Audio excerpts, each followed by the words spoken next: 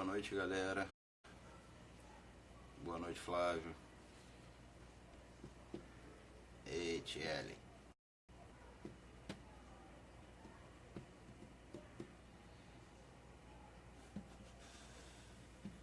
Boa noite. Boa noite para quem estiver entrando aí. Tem tempo que eu não faço uma live, né? Tema totalmente livre, tá? Boa noite, Júlia. Boa noite, TL. Boa noite, Will. Boa noite, Otamil. Fala, Antônio. E aí, meu camarada? Fala, Rosati.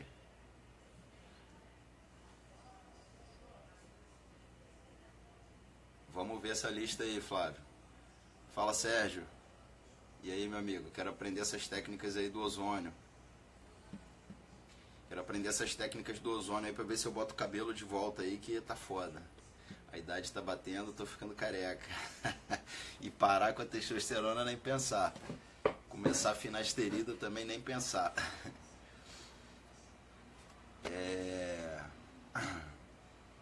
Fala de esteroides subcutâneo.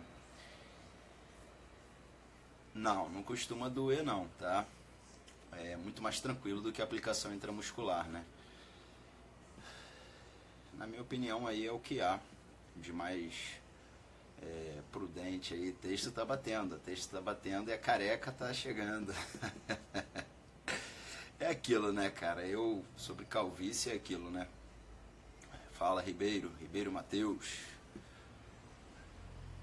Vamos fazer uma live para conversar de ozônio aí, ó. Esse maluco aí, esse camarada aí, Sérgio Marcucci, é um colega que eu conheci aí no curso, trabalha com ozônio.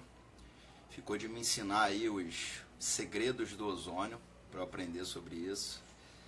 E vamos falar sobre isso. Vamos fazer uma live aqui, vamos marcar isso aí, ô Sérgio, para falar sobre ozônio. Quero aprender sobre ozônio, né? O que eu não tenho nenhuma noção sobre ozônio, mas tenho muita curiosidade, já ouvi falar muita coisa boa sobre ozônio e até para recuperar a saúde em geral, né? Olha, Flávio, eu vou abrir aqui para as perguntas. Deixa só mais um tempinho só. Na farmácia, provavelmente ninguém vai aplicar subcutâneo. Deixa eu contar uma historinha para vocês sobre aplicação subcutânea. Eu trabalhava num posto de saúde. Logo quando eu me formei, né? Eu tô há 4, 5 anos formado, né? E assim, trabalhava num posto de saúde, cirurgia bariátrica, né, dona Tchelle? Vamos falar. Pera aí, pessoal, devagar, senão eu não dou conta.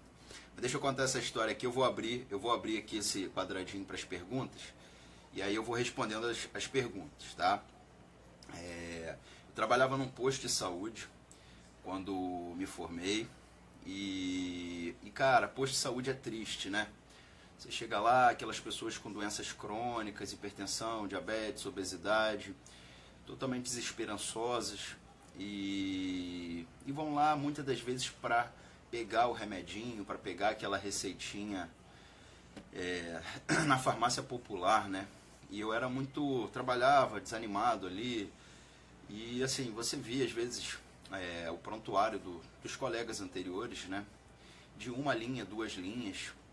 É lógico, né? Eu entendo que... Pessoal, não façam perguntas agora, senão eu vou me atrapalhar. Deixa eu contar essa historinha e eu vou abrir para as perguntas. Aí eu trabalhava muito desmotivado, via aqueles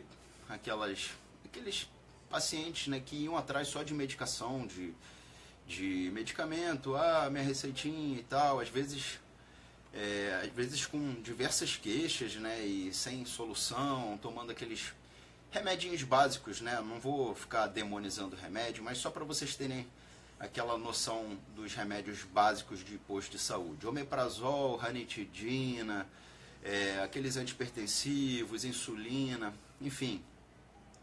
E cheios de probleminhas, né?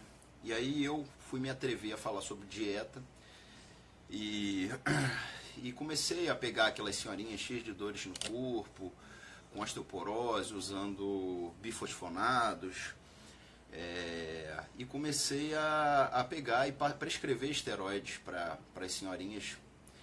E eu, como tinha o posto de saúde à minha disposição, eu falava para as enfermeiras como ia ser feito.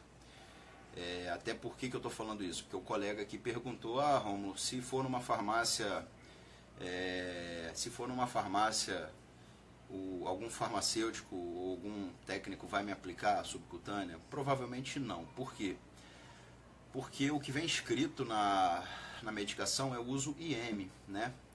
Até na minha própria prescrição eu tenho que escrever para os pacientes o uso IM, com medo de ser rechaçada a minha receita na farmácia, né? Embora eu faça uma outra receita para o paciente, falando como que ele vai fazer o uso de forma subcutânea. Mas enfim, e aí eu tinha o posto de saúde à disposição para fazer essas aplicações, né? Com a agulha que eu quisesse, com a seringa que eu quisesse, bastava o paciente chegar com a substância e o posto tinha lá os funcionários para aplicarem. Então foi assim que eu comecei a prescrever e trabalhar com esteroides anabolizantes e ver a melhoria, o sucesso com essas substâncias, quando bem indicada, né? Posto de saúde, ninguém está ali para ficar forte, ficar bonito, né? As pessoas estão ali porque estão cheias de problemas. E uma coisa que eu vi melhorar bastante com o uso do esteroide anabolizante eram aquelas senhorinhas com dor crônica, usando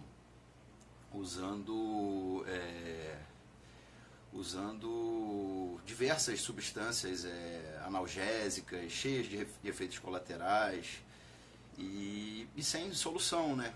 Enfim, foi assim que eu comecei a prescrever esteroides anabolizantes e comecei a me motivar mais com a medicina, né? Aí meu prontuário, graças a Deus, o meu feedback, né? Posto de saúde, as pessoas são tão carentes, para vocês terem uma ideia, que os pacientes perguntavam se eu iria me candidatar a vereador, porque eles iriam falar para os outros, para as pessoas da comunidade, para votarem em mim, mole. E porque assim, eu gostava, né? Eu perguntava, eu falei, bom, ou eu faço a mesmice de todo mundo aqui, continuo desmotivado, ou vou começar a fazer as coisas que eu acredito, as coisas que eu estudo, e vou começar a colher os frutos disso. Então foi o meu laboratório, vamos dizer assim, de uso do esteroide anabolizante nesses pacientes, e ver o feedback, né? Não fazia laboratório no sentido de fazer experiência, né? Eu tinha noção das dosagens, tinha noção de como fazer e era muito resolutivo, né? Então você vê aquele paciente que voltava cheio de queixas, de problemas, e você fazendo um negócio diferente, e eles gostando, trazendo os outros familiares, né? Aquele posto de saúde que às vezes ficava vazio porque os pacientes iam desmotivados, só pegar receita. Pra você ter uma ideia, posto de saúde, só para finalizar aqui e abrir para as perguntas, tem posto de saúde que é tão bizarro que eles pedem pro médico carimbar branco e deixarem lá, porque tem paciente que só quer pegar remédio, cara. Isso não existe, né? Enfim, isso aí são as mazelas, né, do nosso país e é óbvio, né, a falta de educação de saúde, né, que a gente tem, e as pessoas iam achando que estão... Aí depois essa pessoa, né, vai parar numa emergência e você pergunta, você faz algum acompanhamento médico? Eu uso remédio. Não, uma coisa é usar remédio, outra coisa é fazer acompanhamento médico, né? Enfim, foi assim que eu comecei a trabalhar com esteroides anabolizantes e colher os resultados deles, antes de eu começar no consultório particular. Beleza, meus amigos? Vou abrir aqui para as perguntas, tá? E aí vocês vão perguntando. Tem um símbolo aqui de interrogação. Perguntas do seu story. Eita ferro, como é que faz isso aqui? Eu achei que... Eu não sei. Ih, perdi a prática disso aqui. Tem Publique uma figurinha de pergunta no seu story e compartilhe as respostas ao vivo. Como é que faz isso, cacete?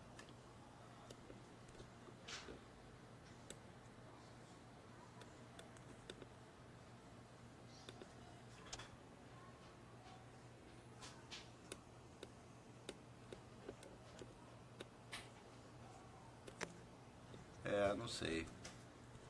Alguém sabe?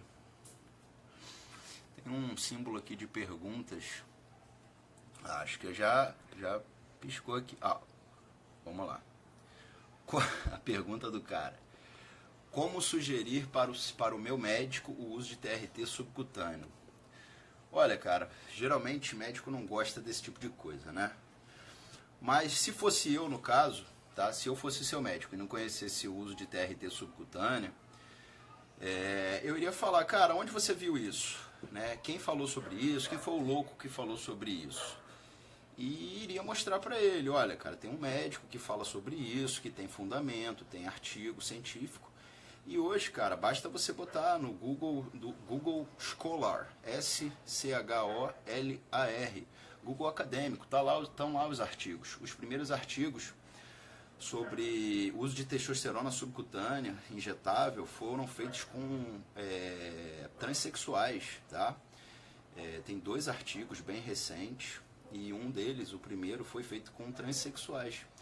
Tá lá disponível, né? Óbvio, né? Ninguém precisa ligar, acreditar em tudo, não sou autoridade de nada, né? Mas no próprio YouTube tem uma autoridade, vamos dizer assim, que é o Dr. John Krasler, fazendo uma aplicação subcutânea. O Dr. John Krasler, para quem não sabe, é um dos pioneiros, tá? Na minha opinião aí, é um dos caras mais corajosos aí, que botou a cara para falar sobre o uso de testosterona injetável subcutânea. Ele fazia muitas experiências nele mesmo. Hoje ele faleceu, tá? E até onde me consta, é uma pena, né? Para mim é uma das figuras de médico que mais me motiva aí nessa área. Me motivou, o Dr. Abraham Morgenthaler e o Dr. John Krasler. Mas ele se suicidou. Até onde a gente sabe, foi isso que aconteceu com o Dr. John Krasler. Bom, acho que eu respondi isso daí. Cara, é você mostrar, ó, tem um doido lá de Niterói falando sobre isso, o cara é médico, e quem tem interesse, cara, e o próprio Ziosted, né, que é a medicação que já está liberada lá nos Estados Unidos, né, o Ziosted. Então tem fundamento, senão não ia ser feita uma substância comercial, né? Mas vai custar, já está custando o olho da cara. Acho que eu respondi você, né, Marco? Vamos para a próxima. Minha esposa. Você da área de nutrologia concorda com cirurgia bariátrica sem indicação, sabendo que o paciente teria deficiências para o resto da vida? Olha, outro dia eu estava conversando com ela sobre isso, né? Cara, o que acontece? O médico, ele hoje, a medicina hoje, ela tá virando uma coisa que o enfoque não é mais saúde, né? O enfoque não é mais saúde, infelizmente. A medicina hoje, eu tenho uma queixa relacionada ao corpo humano e eu vou procurar um profissional que se propõe a resolver essa queixa. E a própria especialização, a compartimentalização, né? Especialidade, urologia, ginecologia, cirurgia, fez muito disso, né?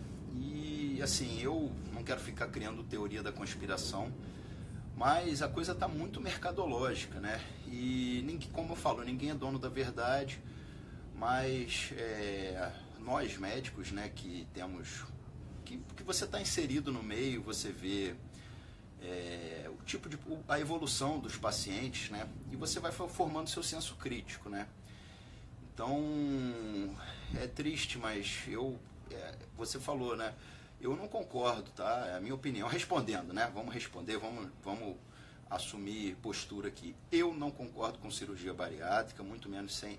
E assim, seria indicação, né? E quando alguém fala disso, é duro. Eu sou um ex-obeso, tá? Eu sou um ex-obeso, tive ginecomastia, tinha vergonha de tirar a blusa em público. Comedor de farofa, chandelle e lasanha, tá?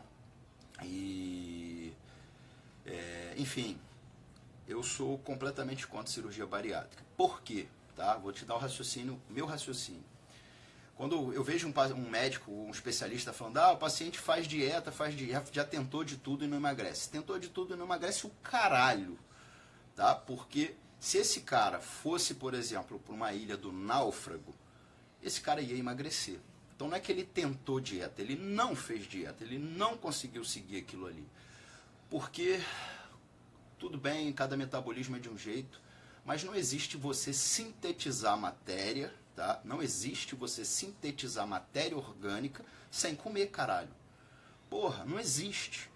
Assim, não tem. O paciente que já fez cirurgia bariátrica, eu tenho certeza que ele teve que se fuder todo para emagrecer fazendo dieta, cara.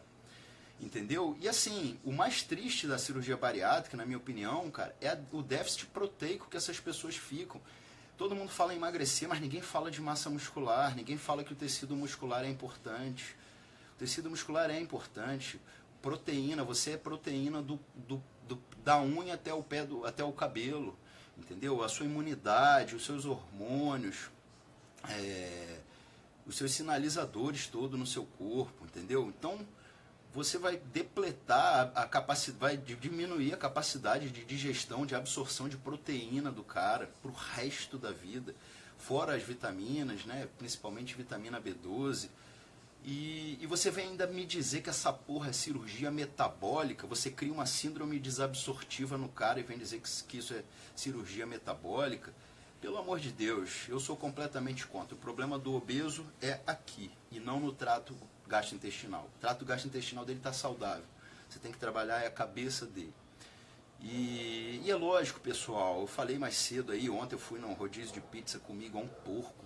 Cara, eu continuo com cabeça de gordo, mas o meu comportamento, 99% do tempo, não é de obeso, né? Então, é vigilância, gente, é vigilância, tá? Estar vigilante, é fazer dieta, é entender que comida hoje é o mais depressivo que existe.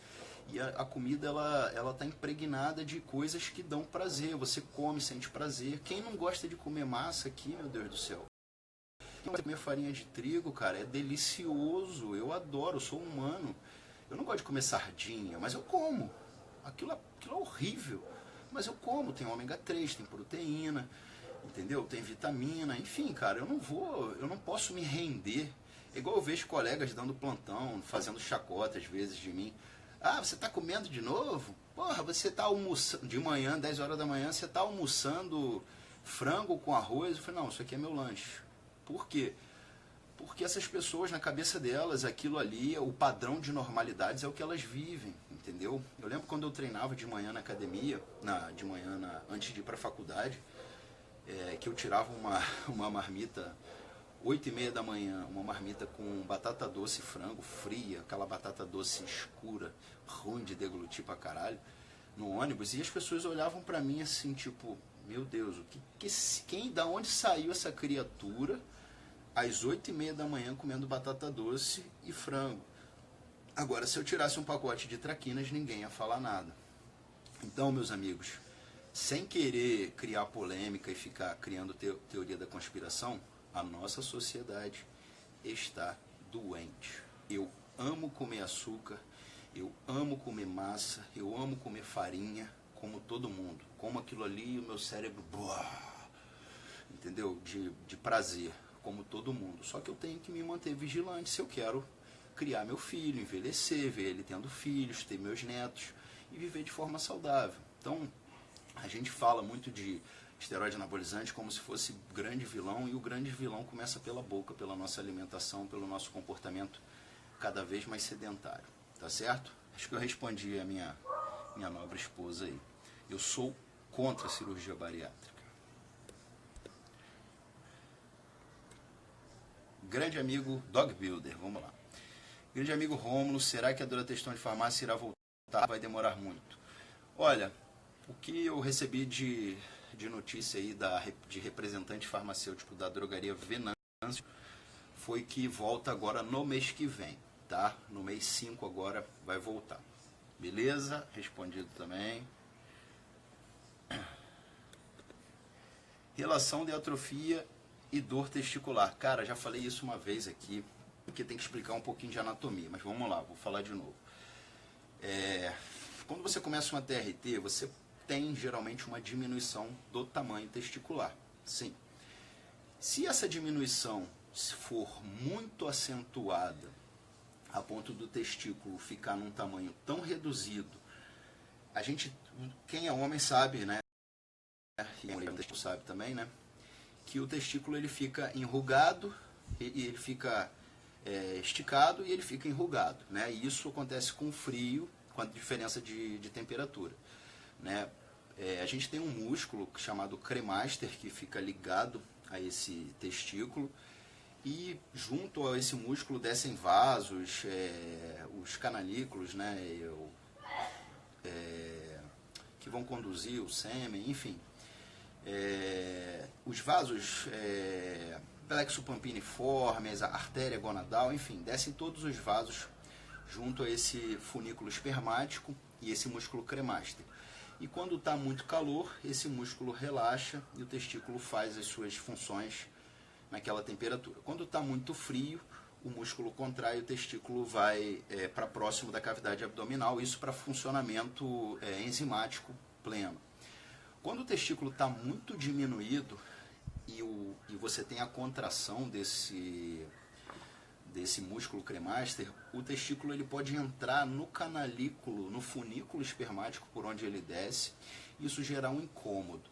E aí pode ser confundido com o que a gente chama de dor testicular. Agora, dizer para você que usar TRT vai dar dor testicular, isso nunca vi estudo sobre isso e não vejo fundamento científico para isso. Então, eu nunca vi, nunca tive nenhum paciente com uma atrofia dessa monta que gere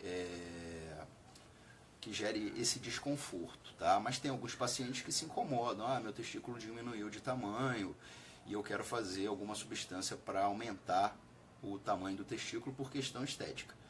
Eu, honestamente, não vejo incômodo em relação ao tamanho testicular. Uma coisa é tamanho peniano, outra coisa é tamanho testicular, né? Mas acho que eu respondi aí. Então é desconforto porque esse testículo, por estar muito pequeno, pode se colocar anatomicamente num funículo espermático, que é uma espécie de canal virtual por onde desce o testículo e gerar um desconforto. Acho que eu respondi, né?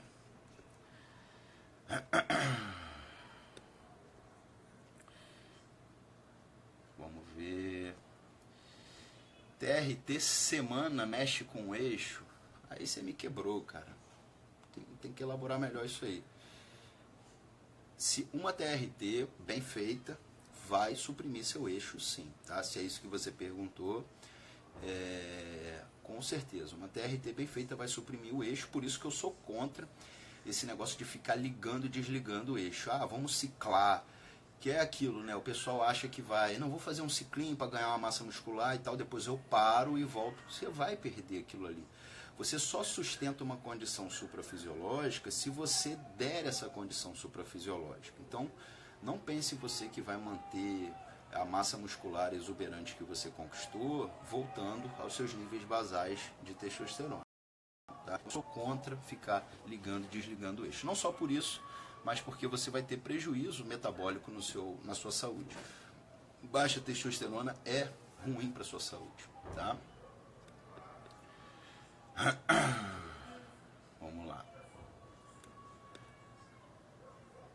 Abrindo. Aminoácidos como aminoácidos como creatina, betalanina e citrulina podem ser usados como pré-treino em jejum de 16 horas? Sem dúvida.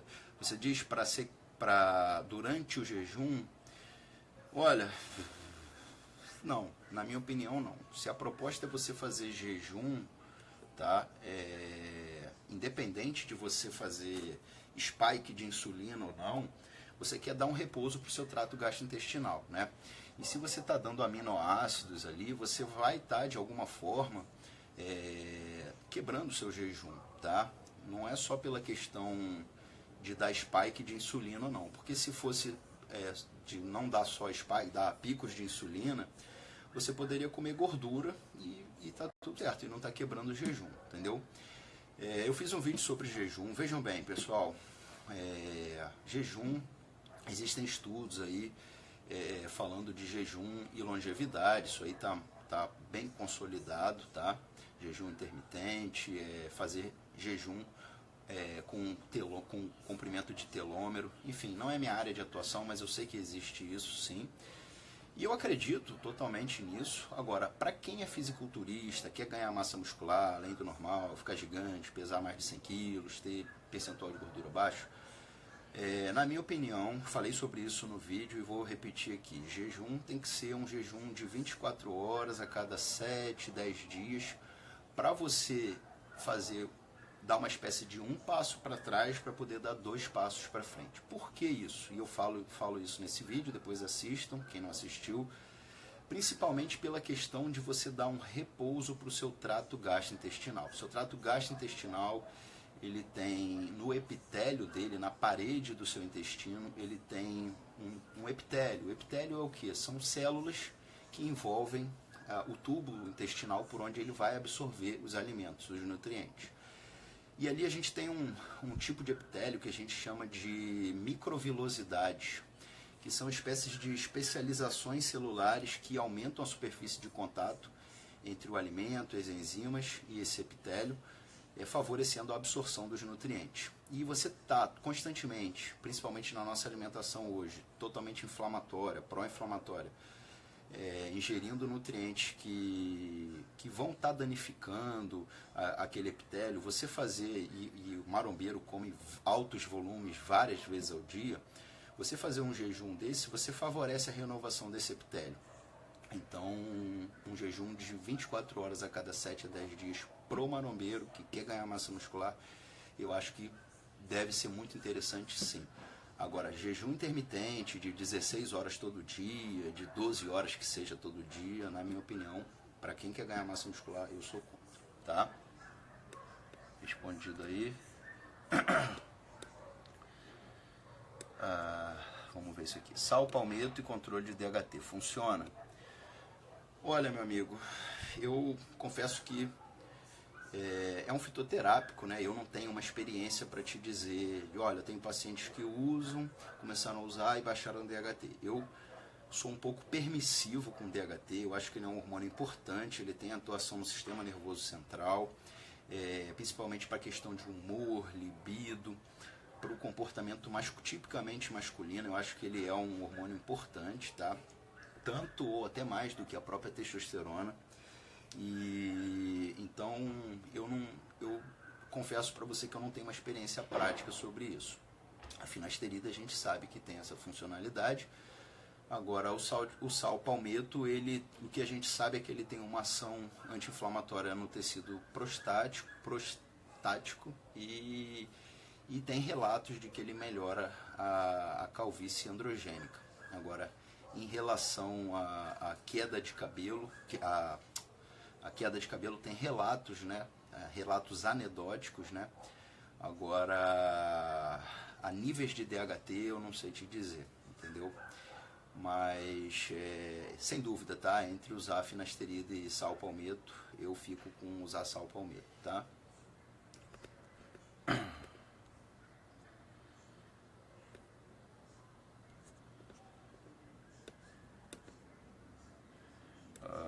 Túlio César. Hemoglobina glicada normal, sem dificuldade em controle glicêmico, como usar as insulinas para melhoria cognitiva e corporal? Olha, melhora cognitiva, cara, com insulina, olha, eu não vejo muita relação não, tá? O que eu posso te dizer sobre insulina é que ele, na minha opinião, é se não o hormônio mais anabólico que a gente produz, e que tem uma má fama, né? A gente, na minha palestra lá no curso que eu falei sobre esteroides anabolizantes, quem assistiu lá viu que eu falei sobre insulina, falei sobre GH, e eu acho que ela tem uma má fama, as pessoas acham que a insulina é o grande responsável pela barriga dilatada que muitos fisiculturistas adquirem, e eu não acredito nisso, tá?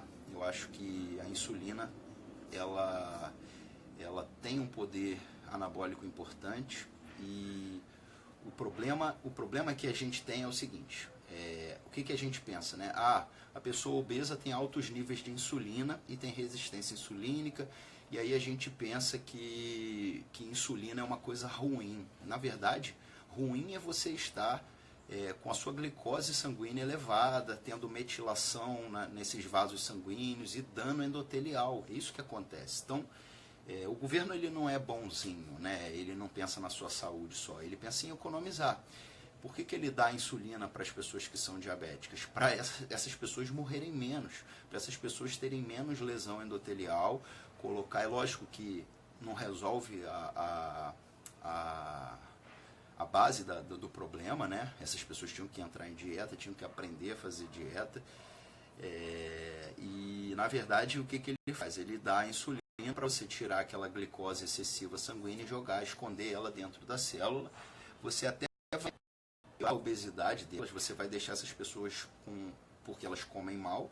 É aquilo, né? A insulina ela não vai simplesmente sintetizar gordura, ela vai pegar o excesso de carboidrato seu, o excesso de alimentação rica em carboidratos, e fazer síntese de tecido adiposo no teu fígado, tá? Agora, a culpa não é da sua insulina, a culpa é da sua alimentação ruim. A sua alimentação ruim é que mantém seus níveis glicêmicos elevados e aí faz você ter que usar insulina. E quando você usa insulina, você aumenta a fome e aí você cria um círculo vicioso que para uma pessoa que é diabetes tipo 2, obesa e tem que emagrecer, isso é ruim, né? Agora, para o fisiculturista profissional, ele tem a sua aplicabilidade, tá? E não é tão perigoso assim quanto as pessoas falam. Lógico que hipoglicemia é perigoso, sim, mas na minha opinião não é a droga mais perigosa, não. E fisiculturista profissional mesmo, ele tem até glucagon com ele para reverter uma possível hipoglicemia, certo? Difícil um fisiculturista profissional morrer de hipoglicemia. Vamos lá.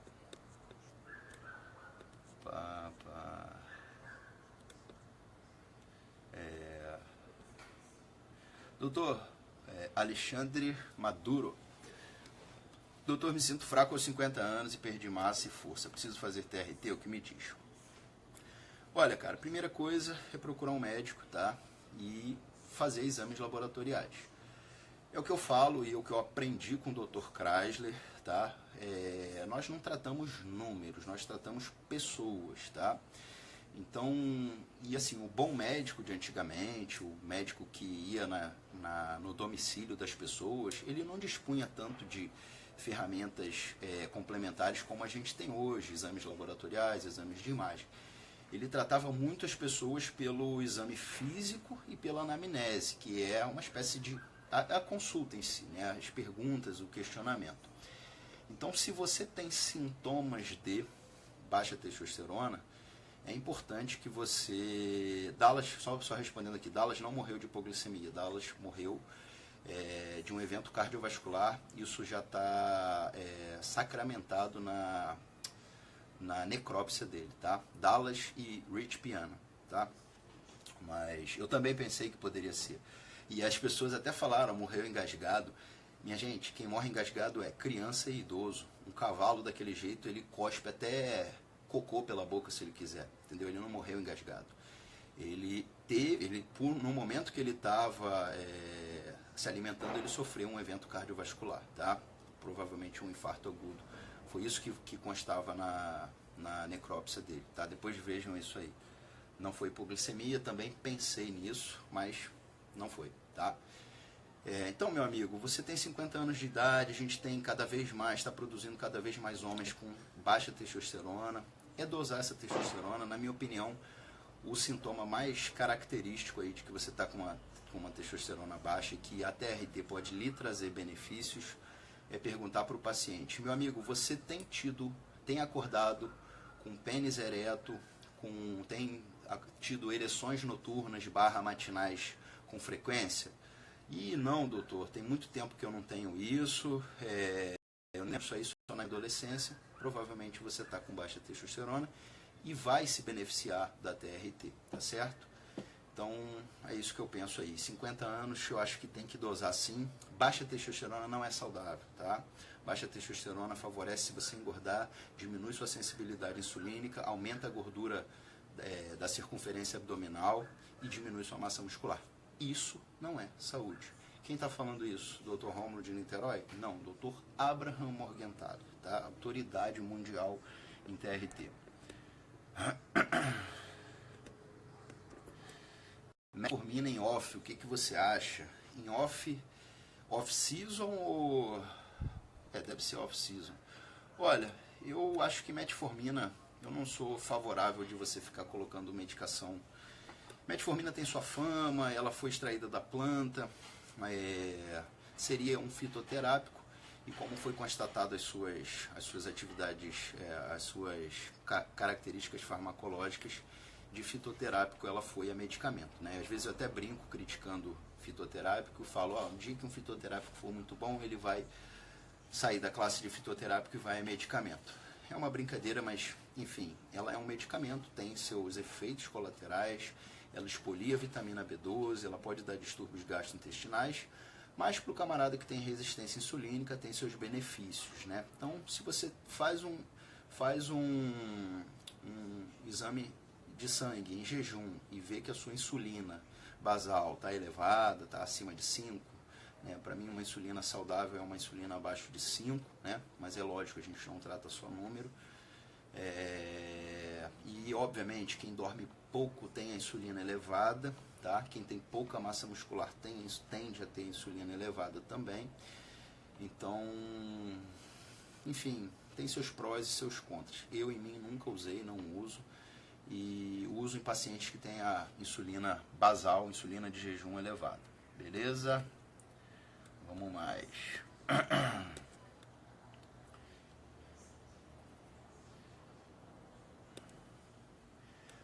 Leonardo, você disse que acha que intermittent fasting não é válido para o ganho de peso, mas e para o emagrecimento? É válido? De certa forma, sim, tá? Por quê? Porque muitas das vezes o obeso, que tem compulsão alimentar, para ele é mais fácil ele simplesmente se privar totalmente de alimento do que ir lá e ter que comer um negocinho que ele não gosta. Então tem essa vantagem. Agora, e a questão da massa muscular, né? Você vai ficar várias horas sem comer, esse cara o ideal seria você já indicar uma atividade física para ele, para ajudar, para auxiliar nesse emagrecimento. E aí o cara vai começar vai ter que pagar a conta desse treino muscular dele, né? E se você não der proteína, você vai expoliar a massa muscular dele. Então, assim, eu sou a favor de comida, de saber comer, de educar o paciente a comer de forma correta. E se você é um cara que treina, se exercita e tem uma demanda aumentada, você precisa, sim, suprir essa demanda, né? Então, eu acho que é importante comer, principalmente proteína. Tá? Se eu não me engano, em latim, proteína quer dizer primeira escolha. E é assim que a gente deveria pautar a nossa vida. Você é 100% proteína, praticamente. Então, você precisa estar renovando esse estoque, esse turnover, esse desgaste que você tem todos os dias. E se você treina, se você faz uma atividade física, crossfit, que seja, atividade aeróbica, você tem um desgaste disso. Então você precisa comer proteína. E ninguém fala nisso, né? As pessoas falam do maldito emagrecimento. As pessoas usam o IMC como parâmetro de saúde, mas não falam, caraca, peraí, você está com o IMC elevado, mas você tem massa muscular pra caramba. Eu não posso dizer que você não está saudável, você tem muito músculo. Enfim, é método de massa de manobra, né? Vamos usar peso sobre altura ao quadrado, porque a maioria das pessoas não tem massa muscular, né? Fora imunidade, né? Proteína, renovação celular, imunidade, um monte de coisa. Então, a gente precisa de proteína e ninguém fala, né? Acho que agora que você vê num iogurtezinho ou outro, rico em proteínas, né? A gente está começando a ter essa mudança, né, nos produtos alimentares, nas gôndolas de supermercado, né? Enfim, eu acho que é válido sim, mas ganhe massa muscular emagrecendo, porque aí o processo é muito mais acelerado, mais estável e mais saudável, tá?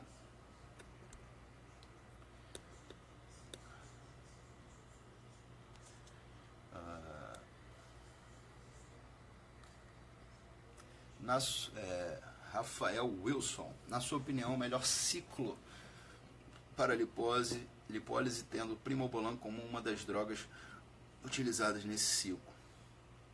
Olha, cara, eu já falei, né? Eu sou contrário a esse termo ciclo, né? Mas se você vai fazer um uso suprafisiológico de esteroides anabolizantes, Eu acho que o esteroide ele vai construir massa muscular, ele não vai queimar tecido adiposo, tá? Então, não pense em fazer uso de esteroide anabolizante pensando simplesmente em queimar tecido adiposo. Sem dúvida, uma TRT, um cara que está lá 300 nanogramas de testosterona total e você bota ele a 900, ele vai melhorar. Em um ano, você vai ver nitidamente que ele perdeu cintura, que ele diminuiu circunferência abdominal.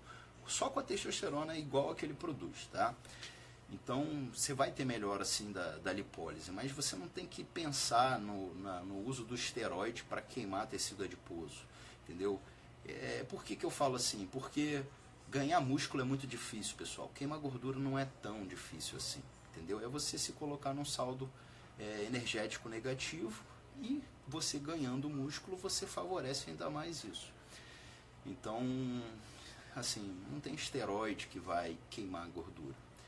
Realmente a trembolona é um esteroide que favorece muito nesse sentido, cheio de efeitos colaterais, como eu já falei, mas talvez seria o esteroide que tem uma ação lipolítica mais importante. Mas não pense em usar esteroide pensando em queimar a gordura, você vai se frustrar. Vou pegar lá de baixo. Cristiano Mancini, 40. Qual o dia certo para fazer o exame de texto total depois da aplicação subcutânea? Olha, meu amigo, eu não me preocupo muito com isso, tá? Mas boa pergunta sua. Como a testosterona subcutânea ela dá níveis muito mais estáveis, tá? Não tem tanta diferença. O que a gente sabe é que a aplicação intramuscular ela vai dar um pico sanguíneo entre 36 a 48 horas após a aplicação, tá?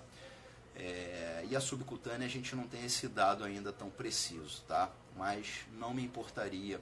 O que eu peço sempre para os meus pacientes é para eles fazerem um exame laboratorial após iniciado 6 a 8 semanas a TRT, porque aí eu já tenho impregnação suficiente, estabilização suficiente de níveis de testosterona naquele tecido e uma estabilidade de liberação da testosterona na corrente sanguínea satisfatória para eu saber como que aquele camarada está ficando. Respondido. Vamos mais. Mônica Watanabe. Doutor, por favor, fala sobre seu curso para acadêmicos de medicina. Olha, meus amigos, esteroides anabolizantes é um assunto que é o meu Tetris de banheiro, né? Até brinco, eu sento no vaso, eu vou ler sobre isso, eu estou na fila do banco, eu estou vendo isso, eu estou no ônibus indo para não sei onde, eu estou vendo isso no celular, vendo artigos, vendo assuntos relacionados a isso, porque é um negócio que eu gosto. Então, e assim, acadêmico de medicina é um pessoal que é ávido por conhecimento, tá lá, tá na batalha lá, vendo aquelas matérias, muitas das vezes algumas que você gosta, outras que você não gosta, e às vezes o cara entrou na faculdade, quer ler, quer aprender sobre isso, e na faculdade você vai passar a faculdade inteira e dificilmente você vai ver alguma coisa sobre isso. Ou se vir, vai vir pessoas sem o menor preparo, chamando aquilo ali de bomba, dizendo que aquilo ali vai causar infarto e câncer de próstata, né? E aí você vai ouvir uma pessoa de lá que está falando aquilo, não tem o menor preparo. Enfim, o que eu pensei, e eu recebo muita pergunta aqui, eu queria que você fizesse um curso para acadêmicos. Eu pensei em fazer sim um curso voltado para acadêmicos de medicina, com um valor mais reduzido, para passar esse conhecimento meu, tanto quanto eu passo aos colegas médicos formados, para que eles saiam sim da faculdade com um aprendizado. Tem um cara lá que faz o curso, que ensina pra gente as dosagens, que ensina a forma de uso, que ensina as indicações apropriadas, pode fazer no idoso, pode fazer na dor crônica, na sarcopenia, na osteoporose, existe o uso na TRT, e sim, existe também você acompanhar pacientes, atletas profissionais de fisiculturismo que querem um profissional para acompanhar a saúde deles, cacete. O cara que é alcoólatra, ele não vai no médico e fala, e aí, doutor, como é que está meu fígado? Ele simplesmente vai lá, ele quer ir, ele quer acompanhar a saúde dele. Você como médico vai rechaçar, você é um alcoólatra, some daqui do meu consultório porque alcoólatra eu não atendo. Você atende ele, você tenta dissuadir ele, mas você atende, você analisa a saúde dele, você acompanha ele. E por que você não vai fazer isso com um atleta usuário de esteroide anabolizante? Por que médico não faz isso? Porque ele não sabe, ele acha que aquele paciente é uma bomba relógio prestes a explodir e vai cair na conta dele aquela morte. E nós não devemos, se você não sabe realmente, olha meu amigo, eu não trabalho com isso, você procura um outro profissional, eu não entendo nada disso, não posso te ajudar. Mas existe essa demanda, existe o uso profissional, existe o uso biológico dessas substâncias e existe sim a demanda de acompanhar esses pacientes. Por que não? Por que não pode ter um profissional para acompanhar e orientar essas pessoas? Né? Então, existem médicos sim querendo esse tipo de conhecimento, tá certo? E eu tenho vontade de fazer sim, é questão de me organizar. É lógico que é sempre melhor um curso presencial, onde a gente consegue tirar dúvidas pessoalmente, né? Eu fui para o meu segundo curso, o primeiro eu fiz aqui em Niterói, foi muito bom, fiz o segundo curso em São Paulo agora, e pretendo ainda para o final do ano fazer um outro curso, tá? Mas aí vamos ver em relação se seria voltado para estudantes ou seria voltado para médicos. Mas sem dúvida nenhuma, quem faz meu curso sabe, eu não escondo o jogo de porra nenhuma, tá? Cada um é responsável pelas suas atitudes e eu tô ali para passar a minha experiência, a minha expertise naquilo ali. E é óbvio, né? Quem é médico sabe. Todo mundo quer prescrever e indicar tratamento, mas na hora de carimbar atestado de óbito não tem ninguém, né? É só para o médico que resta. Então, a gente sabe da nossa responsabilidade, né? E as pessoas fazem o curso, têm o senso crítico, perguntam, questionam, eu mostro os trabalhos científicos e a minha expertise e a minha experiência. Então, sem dúvida, é um tema que eu gosto muito, adoro. Eu sou de uma família de professores, tá? Minha família da minha mãe inteira, todo mundo é professor. E a gente fala que tem essa veia aí de gostar de ensinar, de ter didática. E modéstia à parte é o que eu gosto de fazer também. Beleza? Então vamos ver isso aí sim, mais pra frente. Com certeza eu tenho vontade de fazer sim.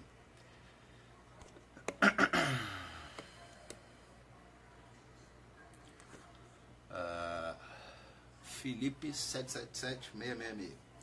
O que usar para aumentar a imunidade? Glutamina e mais algum? Olha, a primeira coisa que eu posso te dizer é aumentar a sua carga proteica, tá? Aminoácidos, proteínas, são eles que vão ser a matéria-prima para o seu corpo formar hormônios, tá? Eu lembro que na época de vestibular, eu tinha muita amidalite de repetição, muita infecção de garganta, é comum no adolescente que tem a amígdala hipertrofiada ainda. E eu comia muito mal, vivia sempre sob estresse, fazendo cursinho, fazia natação, fazia musculação, ia para cursinho e andava de bicicleta para cima e para baixo. Então, minha imunidade estava muito baixa, meu almoço era um pratão de pedreiro e tomava um café da manhã pequenininho e quase não comia proteína, né? E daqui a massa muscular. Enfim, aumentar a sua ingesta de proteína. Não existe uma substância que vai aumentar a sua imunidade, tá? Otimizar seus hormônios e fazer uma ingesta proteica adequada, vitaminas e minerais, sem dúvida, tá?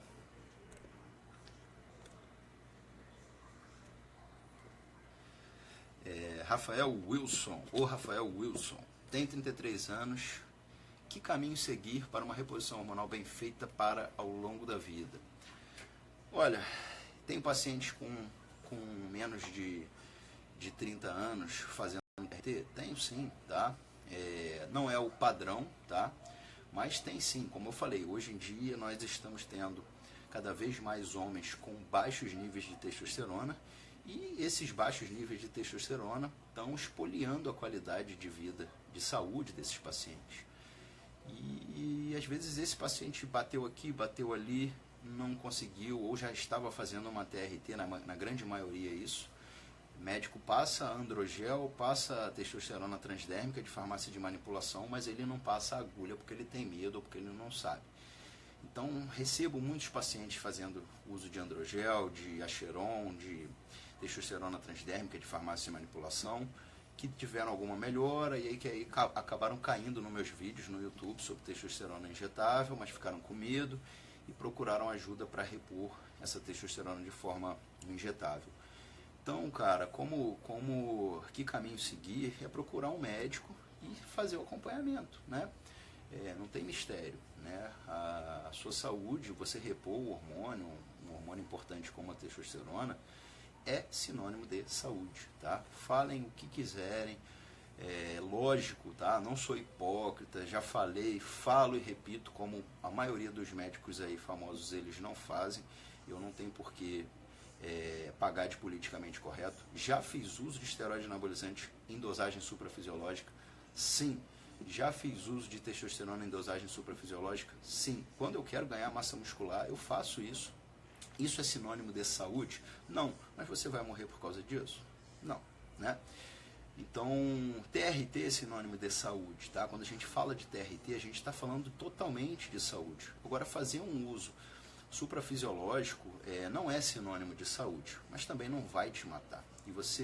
Existe o uso e existe o abuso, né? E você, como profissional, você tem que saber diferenciar isso para você acompanhar a saúde daquele paciente e entender o momento que pode começar a dar problema e entender o momento que está totalmente saudável, não aquele momento só que as referências laboratoriais dizem, porque ler referência laboratorial não precisa nem ser médico, só basta saber ler.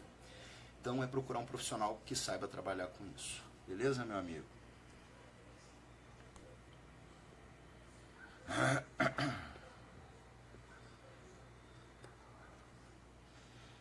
Pablo Zampieri, esse camarada aí deve ser italiano também. Aqui é Rômulo Jogaib Salciarini, também sou descendente de árabe e italiano. É normal a taxa de hemoglobina estar alta pelo uso de esteroides? Boa pergunta. Tem vídeo meu muito antigo falando sobre isso, tá? É uma das coisas que eu bato mais na tecla. O uso de esteroides anabolizantes e a própria testosterona e a própria TRT, dosagem saudável, pode sim aumentar hematócrito e hemoglobina, tá? Por quê? Porque o androgênio, o esteroide, ele estimula a síntese de eritropoetina. E a eritropoetina vai aumentar a celularidade vermelha, as hemácias, e em alguns pacientes esse aumento vai ser tão acentuado que pode gerar o que a gente chama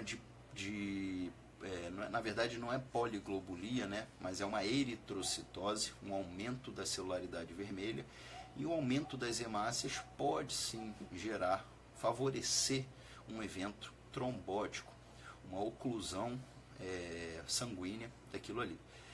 Isso é bem documentado e sacramentado? Não, tá? O que apontam aí os estudos é que testosterona não é promotor de eventos trombóticos. Mas é lógico que alguns pacientes, alguns pouquíssimos pacientes que fazem aumento de hematócrito e hemoglobina acima de determinado nível, a gente indica sim o que a gente chama de flebotomia terapêutica, que é uma sangria terapêutica, é você retirar em média de 250 a 350 ml de sangue periodicamente por causa desse aumento de hematócrito e hemoglobina. Então, tem pacientes que vão fazer isso sempre, tem pacientes que nunca fazem, e tem pacientes que vão fazer num momento ou outro. Então, você tem que monitorar e ver esses pacientes e indicar quando tem que fazer e quando não tem que fazer. E aí, marombeiro tenta sempre dar o jeito dele, né? Já que não faz acompanhamento médico, o que ele faz? De 8 em 8 semanas tem que estar doando sangue. Então, ele vai num lugar doar sangue de 8 em 8 semanas e às vezes nem é necessário, porque ele pensa, não, senão engrossa o sangue e aí dá infarto, dá AVC, mas nem todo paciente vai ter isso, é a grande minoria, tá? Mas você pode ser essa minoria, em torno de 5%, tá? É mais comum em caucasianos, é mais comum em pacientes acima de 50 anos de idade. Mas o nosso país é muito miscigenado, então não dá para dizer caucasiano, mas isso é o que a literatura diz. E é mais comum com esteroides como hemogenin, oximetolona, boldenona, nandrolona, mas pode acontecer apenas com a testosterona, sim, tá certo? Então é um importante fator a você considerar, tá?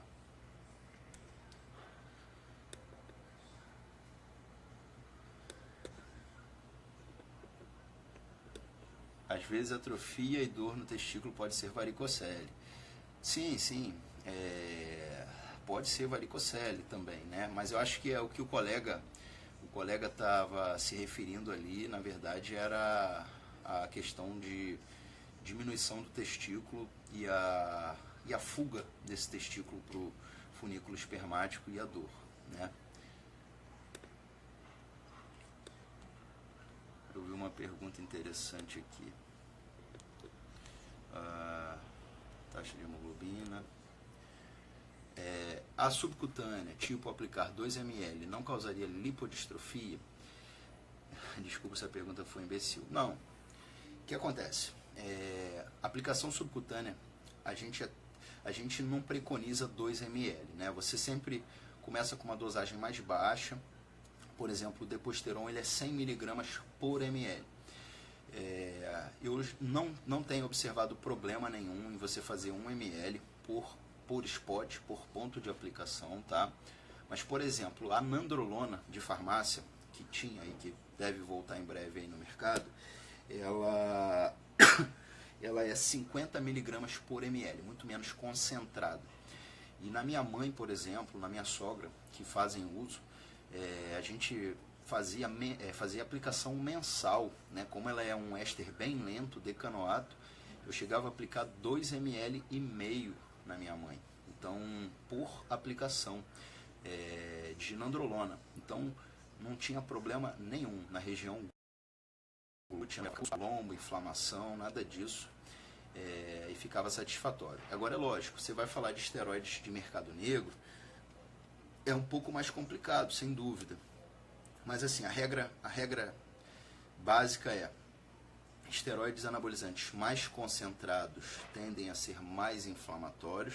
E inflamatório eu quero dizer produzir efeitos inflamatórios, dor, calor, rubor e edema. Ficar aquele inchaço, aquele calombinho avermelhado na região da aplicação. Então, esteroides mais concentrados, você vai ver isso. E esteroides ésteres mais curtos, como acetato, propionato, isocaproato. Ésteres mais longos, como cipionato, enantato e decanoato, são menos inflamatórios. Tá certo? Acho que eu respondi, né?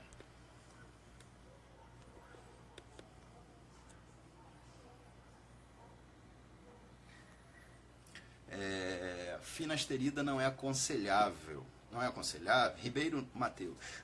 Finasterida não é aconselhável. Você comentou agora há pouco sobre. Obrigado.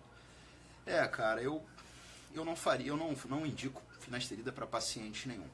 Ah, doutor, mas a TRT pode favorecer minha queda de cabelo? Pode, sim, pode. Olha para o seu pai e para o seu avô. Se eles são calvos, provavelmente você vai ficar um dia. A TRT pode acelerar isso? Pode. Agora, dizer que ela causa, não, tá certo? Agora, a TRT pode acelerar esse processo? Pode. É aquilo, cara, toda moeda tem dois lados, né? Você tem que ver. Uma TRT você se sente bem, você melhora seus níveis de energia, sua massa muscular, sua sensibilidade insulínica, diminui a gordura, a circunferência abdominal,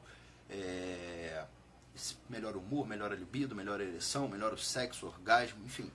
Tem diversas melhoras, mas pode acelerar o processo de calvície, que está lá na sua carta genética, só esperando a hora de deflagrar, sem dúvida, pode sim.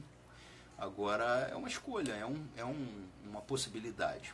Agora você vai indicar... Ih, cara, 28 segundos para acabar. Galera, parece que passou num piscar de olhos, cara. Quando você fala daquilo que você gosta, é foda. Meus amigos, só posso agradecer a vocês. Foi breve tá compartilhando mais tudo.